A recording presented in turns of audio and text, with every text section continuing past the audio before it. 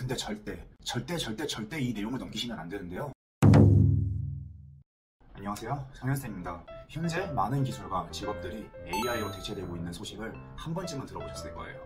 현대의 모든 세대를 통틀어 보아도 지금보다 취업시장이 불안했던 적은 없는데요.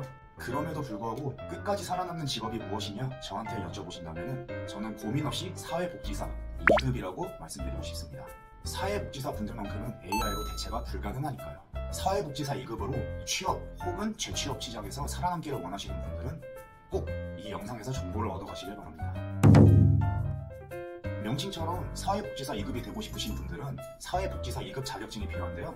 이것을 가장 빠르게 취득하는 방법은 학점은행제 제도를 이용하시는 겁니다. 학점은행제로 사회복지사 2급 자격증을 취득하는 방법은 전문대 이상 학력을 보유하고 계신 경우 온라인 16과목과 실습 1과목 총 17과목을 이수해야 되는데요. 이렇게 한 학기의 수업을 몰아넣어서 단번에 따버리면 정말 좋겠지만 학점은행제는 한 학기에 최대 8과목 1년에 최대 14과목까지만 이수할 수 있어서 한 번에 슉슉 따버릴 수는 없어요. 그래도 이미 전문대 이상의 학력을 보유하신 분들은 이 자격증 취득 과정의 반 이상을 이미 오신 상태라고 보시면 되는데요. 한 학기에 7과목씩 2학기까지 마지막 3학기에 2과목과 실습을 한번 진행해 주시면 바로 자격증을 손에 거머쥐실 수 있게 됩니다. 나는 실습을 먼저 이수하고 온라인 수업을 듣겠다라고 하시는 분들이 있을 수 있는데요. 아쉽게도 온라인 이론 수업을 먼저 진행해 주셔야 실습이 가능하기 때문에 온라인 수업을 먼저 들어주셔야 됩니다.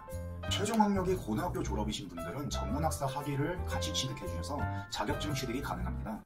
이러한 경우 학위 취득을 위한 10과목이 추가되는데요. 그렇게 되면 온라인 26과목이 되는 거죠.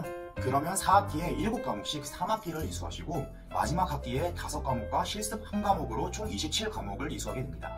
4학기면 2년이잖아요. 이게 너무 길다고 느끼시는 분들 분명 계실 거예요. 걱정 마세요. 이 기간을 또 줄일 수 있는 방법이 있습니다. 바로 자격증을 취득하는 건데요. 18학점을 인정해주는 자격증을 취득할 시 온라인 강의를 6개나 스킵해주기 때문에 극적으로 시간을 단축시킬 수 있죠. 이외에도 졸업을 하지 않으셨어도 대학교를 다니시던 분들은 이전 대학교에서 취득한 학점을 활용하여 과목의 수를 줄일 수도 있기 때문에 간과하고 넘어갈 수는 없는 부분입니다.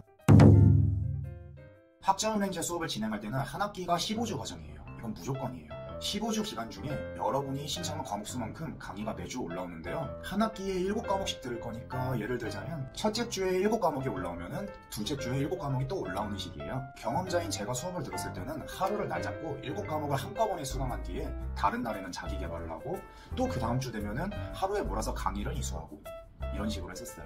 강의를 듣는 것 자체가 출석을 하는 개념이라서 저는 하루에 확실하게 몰아서 해놓는 게 저에겐 좋더라고요. 강의가 오픈되고 2주 안에만 수강을 하시면 출석이 인정되니까 그 조건만 맞춰서 여러분의 시간을 자유로이 쓰시면 됩니다. 그뿐만이 아니에요. 중간고사, 기말고사, 그리고 토론도 있습니다. 과제도 있고요. 전부 통틀어서 100점 만점에 60점을 넘기셔야 돼요. 복잡할 것 같지만 별로 걱정 안 하셔도 됩니다. 저한테 문의를 주시면 빠르게 해결이 가능합니다. 시험 팁들과 과제 그리고 토론과 관련된 자료들을 전부 가지고 있고 기간이 돼서 다 제가 보내드립니다. 저한테 상담 주시면 쉽게 해결 가능하니까 복잡할 때는 성현쌤을 찾아주세요.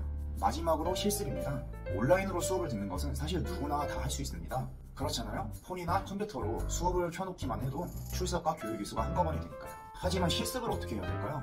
실습은 직접 나가서 해야 되는 건데 혼자서는 할 수가 없죠. 그럴 때 제가 알려드리려고 이 카메라를 켜게 된 겁니다. 실습은 현장 실습 160시간과 세미나 수업 30시간으로 이루어져 있어요. 현장 실습은 복지시설, 세미나 수업은 실습 과목을 신청한 교육원에서 따로 진행이 되는데요. 이 같은 경우 인근에 있는 시설들과 미리 기간을 조율하고 예약을 진행하여 실습 수업을 진행하셔야 됩니다. 이 같은 경우에도 저 성현쌤에게 문의를 주시면 인근에 있는 시설 리스트들을 전부 보내드릴 수 있습니다.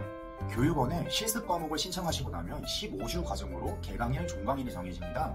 그 사이에 160시간을 이수하게 되는데요. 보통 2달 정도 되는 사이에 복지기관에 직접 가서 실습 과정을 이수하게 되는 것이죠. 하루에 최소 4시간에서 최대 8시간까지 실습 시간이 인정이 되어서 저 정도 기간이 소요되는 겁니다. 그리고 세미나 30시간은 신청한 교육원에서 진행을 하게 되는데요. 이 또한 오프라인 수업이며 신청한 인근 기관에서 진행을 하게 됩니다. 근데 절대 이 내용을 넘기시면 안 되는데요. 세미나 수업을 한 번도 빠지시면 안 됩니다.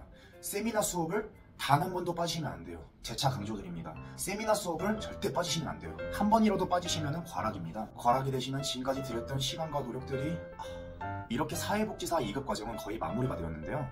제일 마지막으로 국법 대상자라는 게 있습니다.